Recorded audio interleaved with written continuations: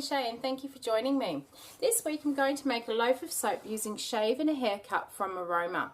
It's a really nice clean masculine smell which has notes of cedarwood, vetiver, fir needle, bergamot, lemon peel and musk. I will be renaming the soap to Barber so that people don't think that it is a shaving soap, and based off that the design concept I came up with was to do the red and white stripes like you see on the little signs at the front of all the barber shops. So let's go and get started and make this barbershop soap. In my big bucket here I have my total amount of oils, and what I'm going to do is split it into two. I've worked out that I want to do 9 layers of soap, so I'm going to do 5 of red and 4 of white. So I'm going to split my oils into the 2 buckets, and I'm going to colour my oils just to make sure that the oils stay the same, or that the layers are actually the same tone of colour all the way through. To work out how much I needed, I took my total weight of oils and I divided by the 9 layers, so I know how much I need for each layer. And then because I want 4 layers of white, I multiplied that number by 4 to work out how much I needed to do my white layers. So I'm just going to pour that into this bucket now, and then what's left in this big bucket will be what I need to do my white layers.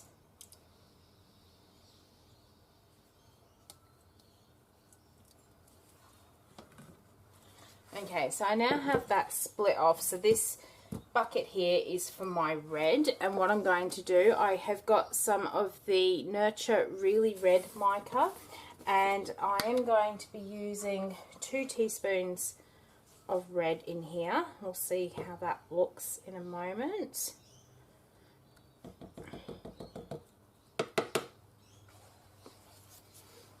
And then in my other bucket here I have some oil dispersible titanium dioxide, and I'm going to add some of that into this one. And then I'm just going to give that a quick blend up and see if I need to add any more colorant to either of these.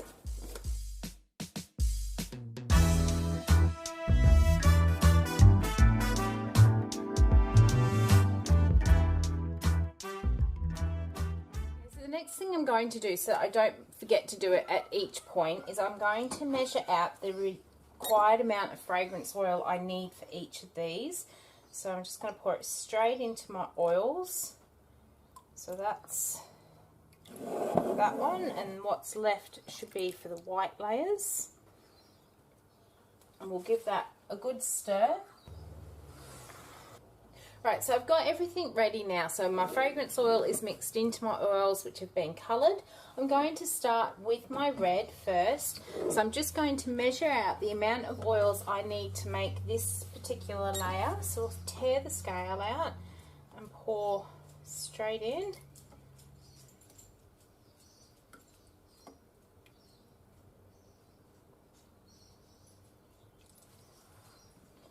And now I'm going to pour in the amount of lye water that I need, and then I'm going to give it a quick blend with the stick blender until we come to a light trace, and then pour it into the mould.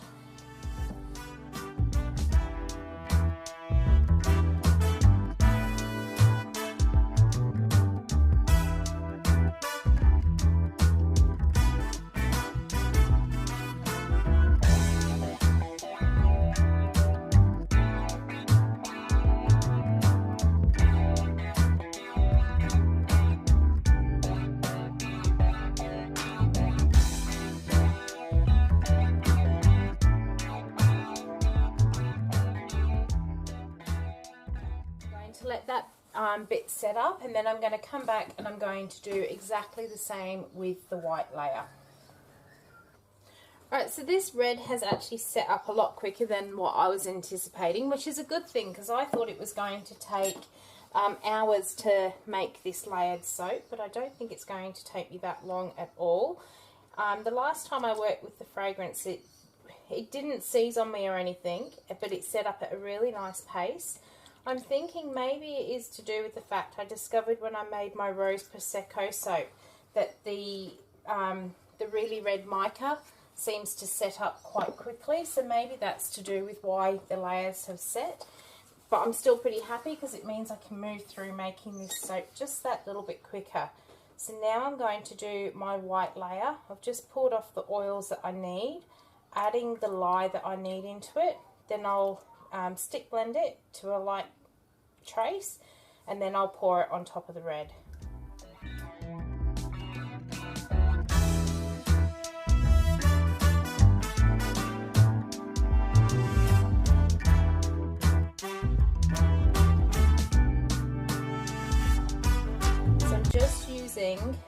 The spatula just to break the fall a little bit.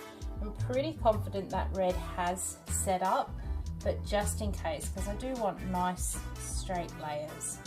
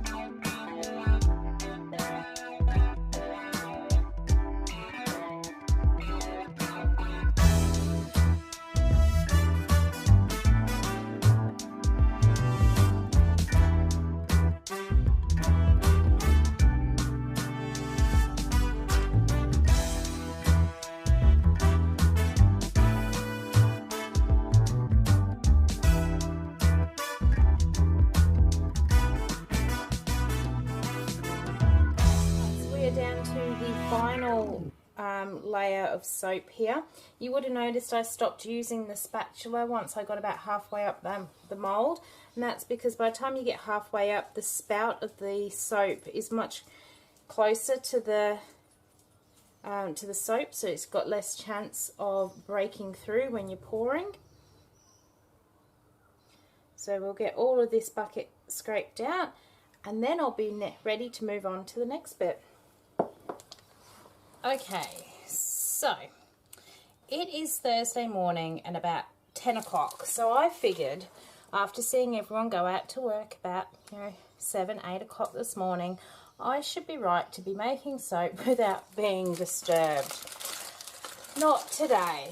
So I was almost at the end of doing this, and I just started to put all my piping together, and my dogs have started to go off.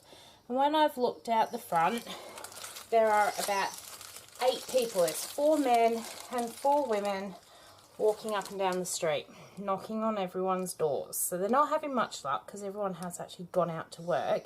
But because most of the houses around us included, have at least 2 dogs, the noise was just horrific for about half an hour. And in that time, this piping has set up so hard that I can't do what I was planning to do in the first place. I was hoping to make this look like shaving cream sitting on top of the soap, but right now I think they're looking like little witchy grubs. But you know what, it still might actually work towards the end, so I'm just going to keep going with it. So there's a couple of other things I wanted to share as well. So a few videos ago when I did my Pure Musk soap, I said that I was going to let you know how I went with the bar of soap that I used in the shower, because I had it, I'd found that it had that slightly textured feeling. Now sadly, after a couple of uses, that textured feeling has actually gone, which is a shame because I thought that would be a really good textural effect to have in a bar of soap if it worked, but no, sadly it doesn't. But that's all good. It's a really nice bar of soap, and my bathroom smells beautiful with that pure musk soap in there. So this soap has actually come together a lot quicker than I thought it was going to come together. The fragrance oil, first time I used it, didn't accelerate or misbehave on me in any way. But I think because I used the really red mica in this one, which I discovered when I did my Prosecco Rose soap, accelerates the trace on soap, I think that helped set my layers up a lot quicker, because I noticed that my red layer set up quicker than my white layers did. So instead of taking me a couple of hours to do a layered soap, this one's actually only taken me, to do the layers, only actually took me 50 minutes. So very pleased with how quick that came together. A little bit disappointed with my piping because I really wanted it to look like shaving foam on the top, but because I've had to wait for all that noise to clear and waiting for them to come knocking on my door as well, I have actually let that soap batter set up way too much. But towards the end, that's not looking too bad, so I might just try and fix these front ones up a little. I can actually feel these front ones have really set up quite hard, so I'm just going to put a little bit more on the top so we can put the embeds. I've also done it so there's only a strip of piping per soap, so usually I would cover the whole bar, but I kind of want it when I cut it this time just to have shaving foam on each soap and not actually cut. So I'll keep topping these up, and then I'll show you the embeds I'm going to put on here. Okay, I think I'm going to leave it at that so I don't actually mess this up anymore than what I think it has messed up. But you know what, it's still going to be soap and it's still going to be usable, so we'll just fix that up there. What I have here on my little box lid here, I have all these little moustaches, and I've done a little brown one. Let me see if I can grab them here. I've got a little brown one, I have a little grey or a silver one, and I have a little dark brown, almost black one. So I'm just going to pop a little moustache on the top of each of these soaps.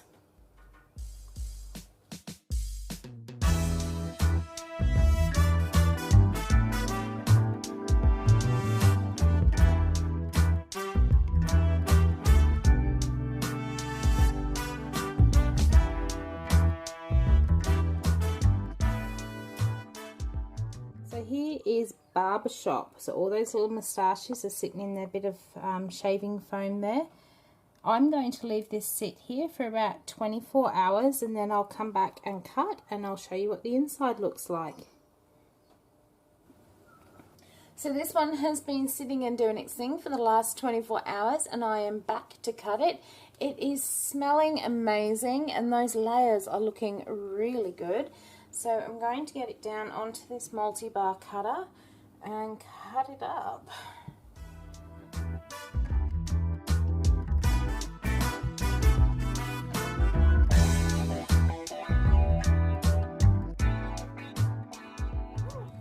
Okay, so this one has gone extremely hard. When I did the recipe up, I actually did water discount down to 30, which is the lowest I've done in a soap, and that was that my layers actually hardened up. And I'm seeing that the ones that aren't quite going all the way through are the ones that don't have their own little individual bits. So I'm really going to have to look at fixing this soap cutter up so that each of them have their own tightener, which will keep them nice and tight. But it's gone through, so that's all good. We'll take this one off the end here, and I am really pleased with how those layers have come up on there.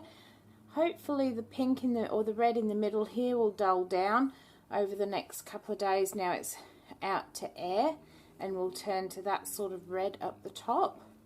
So that is that one there. So these are all going to pretty much look the same the whole way through the bar of soap. The only difference is a different coloured moustache on each of the levels there. So I am really, really pleased with how this one has turned up, and I can't wait to show hubby when he gets home from work. And I think it does look like the barbershop red and white swirly things that you see. So I hope you've enjoyed watching me make my barbershop soap. If you did, please leave me a thumbs up and leave any comments down below. And if you haven't already, why not subscribe to the channel, and I bring a new soaping or any bath and body video every week. So thanks for watching. Until next time, have a great week. Bye.